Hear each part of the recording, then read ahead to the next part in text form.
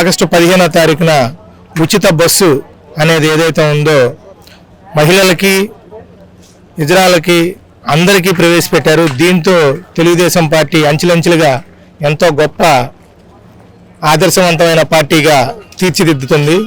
అదేవిధంగా ఈ సుపరిపాలనలో ఈ గ్యాస్ సిలిండర్లు అయితేనేమి, రేషన్ అయితేనేమి, ఉన్న సూపర్ 6లో ప్రతి ఒక్కటి నెరవేర్చగలగా ఏకైక మగాడు శ్రీ నారా చంద్రబాబు నాయుడు గారు. మా ప్రియ నాయకుడు శ్రీ నారా లోకేష్ గారికి మా హృదయపూర్వక ధన్యవాదాలు తెలుపుకుంటున్నాం. అదే చంద్రబాబు నాయుడు గారు మరి ఇచ్చిన హామీల్లో ఏ ఒక్కటి నెరవేర్చకుండా గాలికి వదిలేశారు అని చెప్పి అపోజిషన్ వాళ్ళు అంటున్నారు కదండి.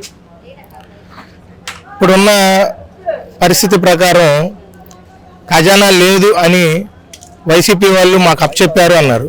నిజంగా ఖజానా ఉన్నా లేకపోయినా శ్రీ నారా చంద్రబాబు నాయుడు గారు 100% సూపర్ 6లో విజయ దుందుబి మోగిచ్చే పదంలో ముందుకు నడుస్తున్నారు. అలాగే మరి కూటమి ప్రభుత్వంలో ఇచ్చిన ప్రతి ఒక్క హామీలు నెరవేరుస్తున్నారా లేదా అంటే ఏం చెప్తారు? ప్రతి ఒక్కటి నెరవేరుస్తున్నారండి, అందులో సందేహం లేదు. 100కి 100% నెరవేరుస్తారు, అది జరుగుతుంది. చంద్రబాబు నాయుడు గారు పూర్తిగా రెడ్ బుక్ పాలన చేస్తున్నారని అంటున్నారు కదా. రెడ్ బుక్ పాలన అనేది చాలా చిన్న విషయం అండి. రెడ్ బుక్ పాలన అనేది అవినీతి చేసే వాళ్ళకనండి. మంచిగా వాళ్ళ పరిపాలన వాళ్ళు చేసుకుంటూ అన్యాయంగా చేసే వాళ్ళకే రెడ్ బుక్ అండి. మిగిలిన వాళ్ళందరికీ ఎల్లో బుక్, వాళ్ళకి మంచే జరుగుతుంది. రాబోయే రోజుల్లో మరి డెవలప్మెంట్ పరంగా చూసుకుంటే మన ఏపీ కానివ్వండి, అమరావతి కానివ్వండి ఎలా ఉండబోతుంది అనుకుంటున్నారు ఈ ప్రభుత్వం ద్వారా?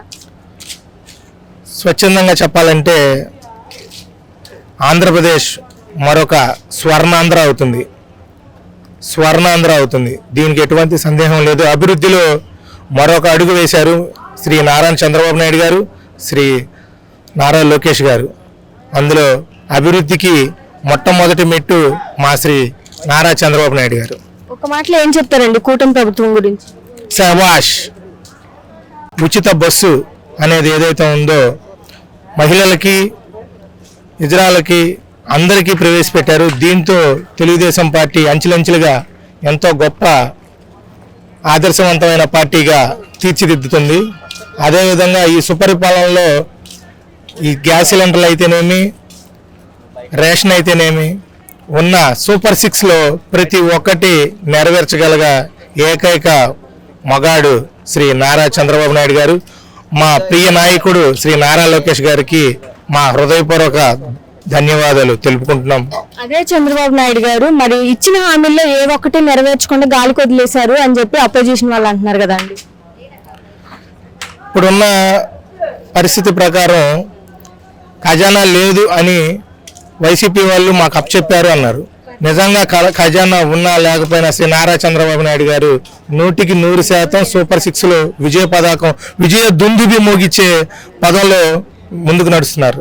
అలాగే మరి కూటమి ప్రభుత్వంలో ఇచ్చిన ప్రతి ఒక్క హామీలు నెరవేరుస్తున్నారా లేదా అంటే ఏం చెప్తారు?